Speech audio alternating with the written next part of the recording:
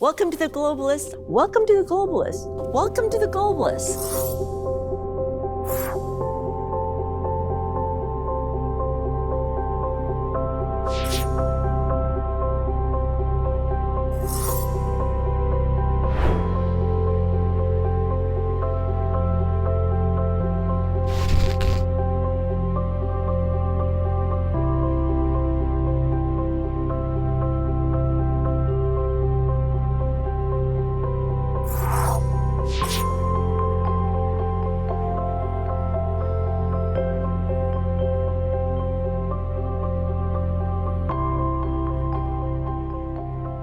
There are over 7 million Koreans living overseas. This number is as much as 15% of those living in Korea. And it is the role of the 2-year-old Overseas Koreans Cooperation Center to foster a close and beneficial relationship between the two groups. Our globalist today is Kim Young-gun, the president of this new center. A former overseas Korean himself, Kim tells us how he plans to do just that and focus on a new generation of overseas Koreans.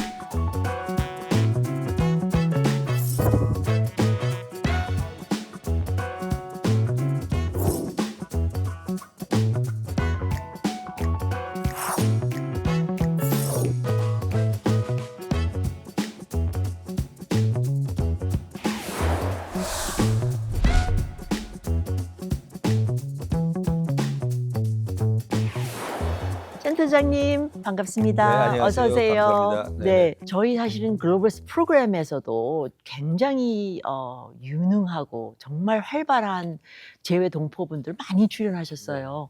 그래서 더더구나 센터장님 모셨으니까 제가 설레이는 것 같아요. 아이고 감사합니다. 지금 센터장님이 센터 역할을 조금 설명해 주신다면 네네. 어떨까요? 750만 재외동포를 전담하는 기구가 1998년부터 있었습니다. 그게 이제 재외동포 재단이었고요. 이 재외동포 재단을 한 단계 더 업그레이드 시켜 주십사 하는 게 많은 재외동포들의 염원이었습니다. 그래서 2023년 6월 5일 날 재외동포 재단이 해산을 하고 재외동포 청과 재외동포 협력센터로 나뉘어집니다. 재외동포 청은 정부기관이고요. 저희 그 재외동포 협력센터는 지금까지 재외동포 재단과 같은 그 공공기관입니다. 그러면 약간 역할 분담이 어떻게 돼 있나요? 사실은 그 청이 메인 사업과 재외동포 정책을 한 군데에서 할 수 있는 그런 장점이 있고요. 저희들이 주 목적이 재외동포 청년과 청소년, 즉 15살부터 25살까지의 그들에게 한인으로서 정체성을 심어주는 것이 저희들의 가장 큰 임무입니다. 사실 저도 1980년에 이민을 갔습니다. 그러니까 저 같은 경우가 이민 1세대고요. 저희 아들이 벌써 이민 2세대고 다음에 거기에 손자가 아직 없습니다만 안타깝게 손자나 손녀가 있으면 곧 벌써 있겠죠, 뭐. 3세대가 됩니다. 3세대, 그렇죠. 그러니까 미국에서도 벌써 이민 3세대를 거치면서 이분들이 2세대, 3세대, 4세대가 한인으로서 정체성을 잃어가는 것이 현실입니다. 그래서 이분들에게 당신들의 그 피에는 한인으로서의 그 피가 섞여 있다는 것을 갖다 저희들이 가르쳐주고 저희들이 연구해 본 결과는 15살에서 25살 사이에 이분들을 한국으로 초청해서 그들에게 한국의 언어나 한국의 문화 등을 보여주면 그 한인으로서의 정체성이 평생을 간다는 것이 저희들이 연구 결과입니다. 그래서 이제 저희들이 그 친구들을 한국으로 불러서 모국을 가르쳐 주는 것이 저희들의 주된 임무라고 할 수 있죠. 근데 센터장님은 이제 1세대이시니까 1세대에 대해서는 잘 아실 거고 네네. 그 세대마다의 특성 어떻게 보고 계세요? 사실은 그 자꾸 뭐 제가 이제 80년에 제가 이민 갈 때를 말씀을 드리지만은 그 당시만 해도 집에서 한국말을 쓰지 않았어요. 빨리 주류 사회에 편입을 하려고 한글보다는 영어를 해야 된다고 그래서 사실은 저희 아이도 한국말을 못하고 자랐습니다. 지금은 이 너무나 좋은 타이밍인 것 같아요. 그리고 K-팝이나 K-컬처나 뭐 K-푸드나 이런 게 전세적으로 너무나 확장이 되다 보니까 이 2세, 3세, 4세들도 한글에 대한 관심이 굉장히 많습니다. 그래서 어떻게 해서든지 한글을 배우려고 그러고 한국 문화를 좀 느껴보려고 하고 있어요. 그러니까 이럴 때 저희들이 거기에 좀 촉매가 될 수 있었으면 하는 것이 저희들의 바람이죠. 현재로서 이게 한국에 대한 굉장히 좋고 우호적인 이 상황이 있으니까 그렇지만 사실 그 사이에는 한국말을 못하는 2세대가 한국에 대한 거부감을 한참 보이는 또 그 또 있었죠. 시기도 있었죠. 네, 그럼요. 그때는 좀 어려우셨겠어요. 그렇죠. 지금 그 뭐 미주뿐만 아니라 대부분의 한인 사회가 이 세대 교체의 문제를 갖고 있어요. 지금도 한인 회장님들 하시는 분들이 이제 1세대, 60대, 70대 분들이 많으시고 2세, 3세대들이 좀 한인 사회에 뛰어들어서 이 한인 커뮤니티 좀 리드해 나가야 될 텐데 먼저 1세대들하고의 언어의 단절이겠죠. 그다음에 생각하는 것이 굉장히 많이 달려서 많이 그렇죠? 다르죠. 예. 예, 그러니까 그러다 보니까 1세대하고 2세대하고의 차이가 있습니다. 이제는 2, 3세대를 이제 리더십으로 끌어오시고 이제 3, 4대 세상은 소통도 하셔야 되고 네, 맞습니다. 지금 집중이 15세, 25세? 네, 그렇습니다. 그 청소년, 친구들이랑 청년. 소통하는 것도 간단치만은 않을 것 같은데요. 어떤 방식을 택하세요? 저희들이 이제 그 가장 저거 하는 건 청소년 또 청년 모국 연수입니다. 그룹을 해서 그룹을 해서 한국으로 와서 네. 저희들이 6박 7일 동안에 한국을 보여주고 한국 문화 또 여기를 보여주고 갑니다. 그러면 이 친구들이 그거를 잊지를 못해요. 저희 아들도 뭐 미국에서 태어나고 그랬으니까 네네네. I'm American이었죠. 예, 예, 그러니까. 그렇죠. 예. 근데 이제 98년인가 이런 프로그램에 한번 초청을 받아서 한 일주일 모국 연수 모국 연수를 프로그램 온 기억이 납니다. 근데 2002년에 우리 아시다시피 이제 월드컵 축구 경기가 있습니다. 그렇죠. 그때 이제 미국하고 대한민국하고의 월드컵 경기가 있었어요. 그 당시에 제가 이제 한인 회장이기 때문에 저희 집에 이제 이민 1세 저희 한인회 임원들이 다들 초청해서 모여가지고. 한 30명이 예, 예, 모여서 예. 이제 응원을 응원하시고, 했습니다. 예. 저희 아들이 뭐 혼자서 텔레비를 보고 있으니까 너는 누구를 응원하냐? 이랬어요. 그래서 저는 그때 당시에 당연히 뭐 미국을 한다고 그러지 I'm 않을까. American이니까요. 그렇죠. 예, 예. 예. 근데 한인국을 응원한다고 그러더라고요. 그래서 왜 그러냐 그랬더니 because my grandma and my father and mother is all Korean. 그래 I'm Korean American. 뭐 이러더라고요. 그래서 야, 이 모국 연수라는 거에 한번 그 젊은 친구들한테 한번 그런 인플루언스를 주면은 이게 영영 머리에 남아 있구나 하는 것이 저희들의 보고 생각이에요. 겪은 것이 주는 영향은 그럼요. 굉장하죠. 예, 근데 이제 3, 4세대를 다 초청할 수는 없잖아요. 그러니까 그렇습니다. 이걸 넘어서서 이 나머지의 어떤 정말 퍼져 있는 3, 4세대는 어떤 형식으로 이렇게 그게 지금 네트워크를 숙제죠. 하나요? 지금 예. 말씀을 잘 주셨는데 저희들이 보기에는 뭐 700만, 750만 재동포라고 그러면 그중에서 15세에서 25세 정도의 재동포들이 약 한 150만 명 정도 됩니다. 지금 3,000명 정도 매년 초청을 하는데 2028년에는 6,000명을 저희들이 초청하게 돼 있습니다. 150만 명을 6,000명씩 해도 예. 250년을 네, 네. 초청을 해야지 결국 네. 한 번 네, 올 네. 수 있는 적이 생기죠. 그러니까 저희도 거기에 대해서 상당히 딜레마입니다. 근데 전 세계에 퍼져 있는 우리 재동포 2세, 3세, 4세 이분들에게 한국을 어떻게 알릴 수 있고 이분들에게 어떻게 한국이라는 대한민국의 정체성을 심어줄 수 있느냐 하는 것이 저희들의 가장 큰 숙제고요. 뭐 그중에서 네. 수십만 명이 이제 모국 연수를 하고 가겠지만은 그중에서 한 명이라도 젠슨 황 같은 그런 사람이 나타난다면은 결국은 이 전 세계에 걸쳐 있는 글로벌 이 인재들에게 결국은 우리도 의존해야 되지 않을까 해서 그들을 어떻게 발굴하고 그들을 어떻게 지원할 수 있느냐가 저희들의 가장 큰 숙제죠. 아니, 저희도 그 적극적으로 같이 협력해 드리겠어요. 감사합니다. 네. 글로벌시대 출연 많이 하면은 더욱 네. 좋죠. 네. 저도 어렸을 때 잠시 미국에 있었던 생각이 나는데 그때만 해도 한국어 학교를 보내는 거는 사실 억지로 갔어요. 그렇죠. 예. 억지로 예. 애들을 보냈어요. 맞습니다. 근데 지금은 뭐 환경이 뭐 확 달라져 가지고 오히려 너무 수요가 많아서 사실은 걱정이실 것 같은 느낌이 들어요. 근데 조금 저희가 이제 우려가 되는 게 이게 대한민국이 워낙 전 세계에 알려지다 보니까 거주국 국민을 상대로 한 한글 교육이 지금 훨씬 더 앞서고 나가고 있는 것 같아요. 재외동포 자녀분들에 대한 한글 교육에 좀 더 저희들이 좀 더 예산과 힘을 좀 더 쏟아야 되지 않을까 생각이 되는데 재외동포청에서 한글학교 교육 그 예산이 한 200억 조금 넘습니다. 그거 비하면은 예를 들어서 교육부에서 하는 한국학교 예산은 한 800억이 넘어요. 그다음에 우리 세종학당이 한 200억이 넘습니다. 지금은 뭐 아쉽게도 재외동포들보다 거주국 국민들에게 한글을 가르치는 게 더 포커스를 두고 있지 않나 하는 좀 그런 걱정이 앞설 때도 있어요. 한국을 알고자 하는 것이 그렇죠. 워낙 전 워낙 세계로 지금, 퍼졌으니까요. 사실은 한국인 피를 가지고 있는 친구들이 느끼는 또 감동은 또 특별할 거라고 생각이 되는데 요새 젊은 사람들은 소통 방법이 이제는 꼭 가서 보는 것보다는 뭐 인터넷이나 뭐 굉장히 여러 방법으로 있지 않습니까? 그런 것은 또 어떤 식으로 활용을 하시나요? 젊은 사람들에게는 그 사실은 SNS가 가장 빠른 소통의 방법이잖아요. 그게 저희들이 그 뭐 인스타그램이나 유튜브나 여기에 많은 신경을 쓰고 있고요.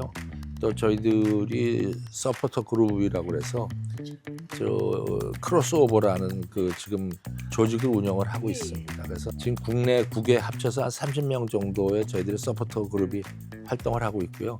이분들을 통해서 유튜브나 뭐 인스타그램을 통해서 서로 교류할 수 있고 서로 모일 수 있고 또 서로 대한민국을 알릴 수 있는 그런 방법을 저희들이 좀 연구하고 있습니다. 그렇죠. 그러니까 해외에 있는 우리 동포의 젊은 세대하고 우리나라 안에 있는 젊은 세대의 어떤 그런 링크. 네, 그렇습니다. 앞으로 정말 활발히 할 수 있는 그런 가능성이 있네요. 네네. 네.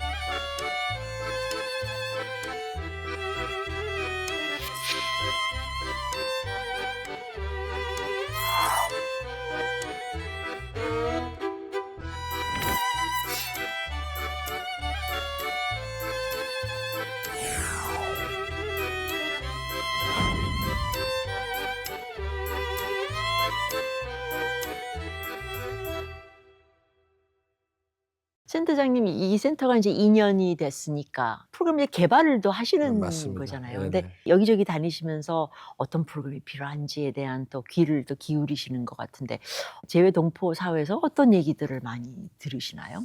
그러니까 저는 그 우리 저 직원들한테도 항상 우문현답이라고 그럽니다. 우리의 문제는 현장에 답이 있다. 그래서 사실은 네네. 책상에 앉아서 재외동포 정책을 논의하는 것보다는 사실은 그 동포 사회에 뛰어들어서 그분들이 무엇이 필요한가 우리가 파악하고 거기에 집중해서 도와줄 수 있는 것이 사실은 750만 재외동포를 위해서 가장 필요한 일입니다. 그래서 저는 항상 말씀을 드리는 게 선택과 집중이 필요합니다.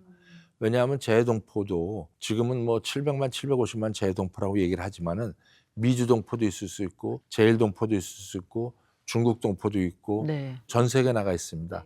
그런데 그 동포 사회의 니드가 전부 다 다릅니다. 그러니까 이 동포 정책을 전체를 하나로 놓고 하면은 이제는 어긋날 수밖에 없는 현실이 됐어요. 그러니까 고려인 동포들이 원하는 것이 무엇인가, 또 재미 동포들이 원하는 것이 무엇인가, 이것을 좀 저희들이 파악을 해서 선택을 해서 거기에 집중하는 것이 아마 앞으로의 재외동포 정책에 꼭 필요한 것이 그거 아닌가 생각이 됩니다. 저희가 이제 좀 이해를 하기 위해서 말하자면 어떤 식으로 이렇게 차이가 나는 지금 건가요? 예를 들어서요. 예. 한글 교육이 네네네. 가장 큰 이슈잖아요. 네. 이제는 사실은 미주동포 사회 같은 경우는 이제 뭐 부모님들도 당연히 한글을 가르쳐야 된다고 생각을 하고 있어요. 근데 전 세계에서 한글을 제일 못하는 지역이 세 군데입니다. 일본, 네. 다음에 CIS 지역, 고려인 동포, 네. 그 다음에가 멕시코, 쿠바. 아, 요 중남 그쪽. 세 지역이 한국말이 제일 약한 지역입니다. 근데 다행히도 저희들이 이제 일본 지역 같은 경우는 지금 차세대 동포 집중 캠프 같은 걸 해서 이 초등학생 학생들을 저희들이 30명에서 60명씩 뭐 2주 3주를 저희들이 초청을 해서 여기서 한글을 교육 가르쳐서 나갑니다. 그리고 이제 일본만 해도 한글을 배워야 되겠다는 생각이 많은데 아직까지 CIS 지역이나 또는 멕시코 쿠바 지역은 한국말을 전혀 못합니다. 그래서 참 좀 안타까운 면이 있어서 그분들에게 그런 것을 좀 집중을 할 필요가 있고, 미주동포 사회에서는 이제 미주동포도 아까 말씀드린 것처럼 이제 2세, 3세로 넘어가다 보니까 2세, 3세는 이제 어떻게 하면은 주류 사회에서 앞장서는 그 일꾼을 만들어낼 수가 있는가 하는 걸 저희들이 또 깊이 생각을 안 할 수가 없어요. 벌써 상원의원도 나왔죠. 하원의원이 이거 뭐 사실 그렇게 쉬운 일이 아니거든요. 뭐 하와이 같은 경우는 부지사도, 실비알로 같은 경우도 부지사도 있죠. 그러니까 이런 주류 사회에 우리가 협력을 해서 이들을 내보낼 수 있을까 하는 것을 우리가 좀 연구를 해야 되지 않을까 생각을 하고, 저희들이 뭐 정치인 포럼이나 또 정치인 네트워크를 통해서 저희들이 그 분야는 신경을 많이 쓰고 있습니다. 아유, 지역에 따라서 틀리고 또 어느 세대에 따라서 틀리고 사실 간단치가 않은 그런 거네요. 정말 굉장히 오래전에 이민을 가서 그렇죠. 어떻게 보면은 이제는 그 사회에 굉장히 동화된 분들일수록 그런 면에 있어서는 좀 어려움이 있고, 그분들로서는 사실은 뭐 한국어를 꼭 우리가 가르쳐야 되나라는 그런 의심이 있을 수도 있고 그렇죠. 그렇겠네요. 그러니까 예.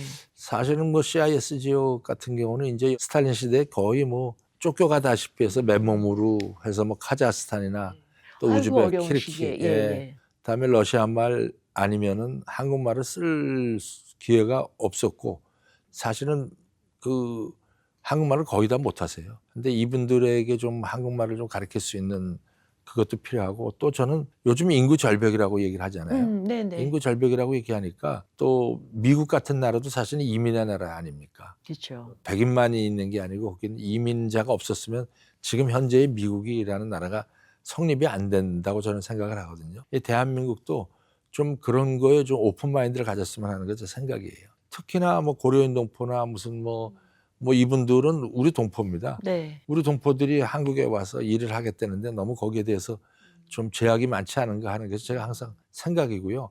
그러다 보니까 이제 뭐 우리 동포 사회에서 가장 이슈를 삼는 복수국적 같은 문제도요.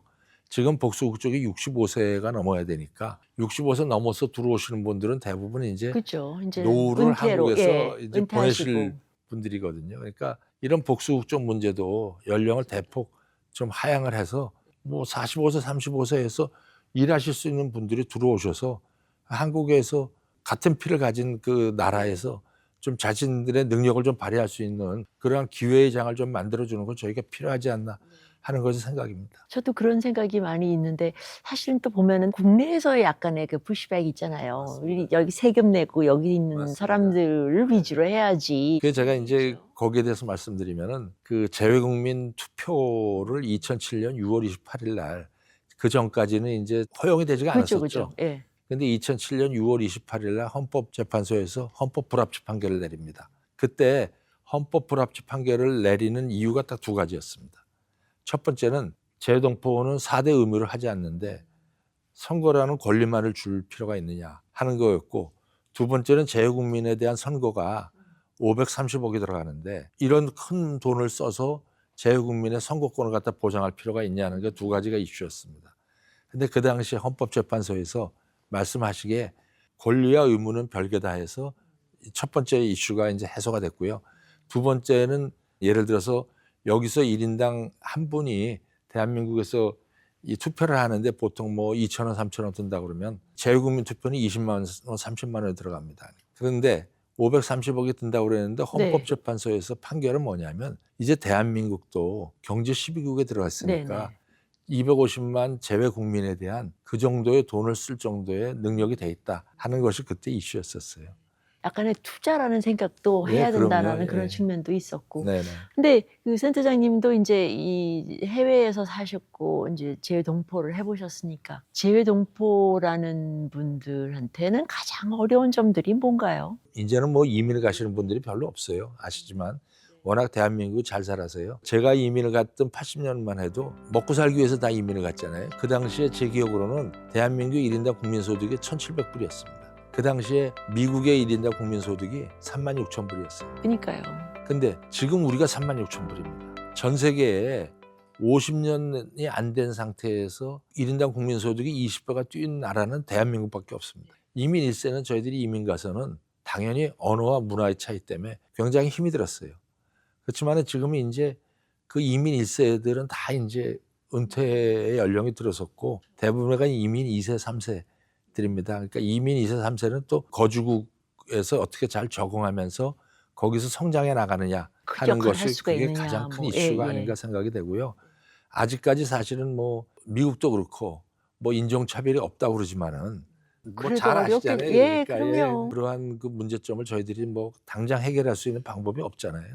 그러다 보니까 좀 아쉽다는 생각이 들고 저희들이 어떻게 좀 해결할 수 있는 방법이 없을까. 글로벌 인재 같은 경우는 모국에 들어와서 마음껏 그분들의 능력을 환영을 해서 다 펼칠 수 있는 그런 기회의 장을 만들어 주는 것이 필요하다고 생각을 합니다. 앞으로의 계획은 어떠세요? 이제 2년을 어떻게 보내셨고 이제 앞으로는 이제 어떤 주요 과제로 이제 나가시는지. 먼저 제가 이 자리를 빌어서 그 지난 2년 동안 저와 함께 애써주신 우리 재동포 협력센터 45명의 직원 여러분들의 감사의 말씀을 드리고요. 그분들이 없었으면 뭐 이 정도까지도 진행이 안 됐으리라고 저는 생각을 합니다. 그리고 앞으로는 이게 참 신생 조직이라는 게 1, 2년 안에 세틀다운 되기가 쉽지가 않습니다. 저는 5년을 보고 있습니다. 미니멈 5년 정도는 돼야지 어느 정도 세틀다운이 돼서 그 다음에 뭐 재동포 청도 그렇고 저희 재동포 협력센터도 그렇고 어느 나름대로의 본인의 임무를 갖다가 좀 더 편안하게 실행할 수 있는 그 레벨에 올라갈 수 있지 않을까 생각이 돼서 지난 2년만이 아니라 앞으로도 좀 더 저희들이 750만 재동포 사회를 위해서 무슨 일을 할 수 있을까를 저희들이 좀 연구하고 직접 그 재동포 사회에 좀 뛰어들어서 그분들이 필요로 하는 게 뭔가를 좀 더 느낄 수 있는 그러한 기회를 만들어 봤으면 하는 것이 저희 바람입니다. 정말 그런 면에서는 지금 2년이라는 게 사실 짧죠. 짧고 5년 후에 협력센터의 어떤 위상 바라시는 게 있다면은 뭐가 있을까요? 저희들이 이제 초청연수 교육 전문기관이거든요. 저희들이. 그래서 이제 재동포 교육문화센터를 지금 설계를 하고 있습니다. 곧 이제 아마 2, 3년 내로 재동포 교육문화센터가 이제 완공이 될 텐데요. 이제 앞으로 재동포 교육문화센터를 중심으로 해서 전 세계에 있는 차세대 동포들을 초청하고 연수하고 교육하는데 좀 더 전문기관으로 발돋움해야 되지 않을까 하는 것이 저희들의 생각입니다. 물론 이제 이 해외에 나가 있는 우리의 700만, 750만의 어떤 동포들을 위한 거지만 사실 이 위상이 올라가면서 한국 내에서도 주는 메시지도 굉장히 클 것 같아요. 재외동포에 대한 그 내국민들의 인식이 사실은 긍정적 인식보다는 부정적 인식이 많아요.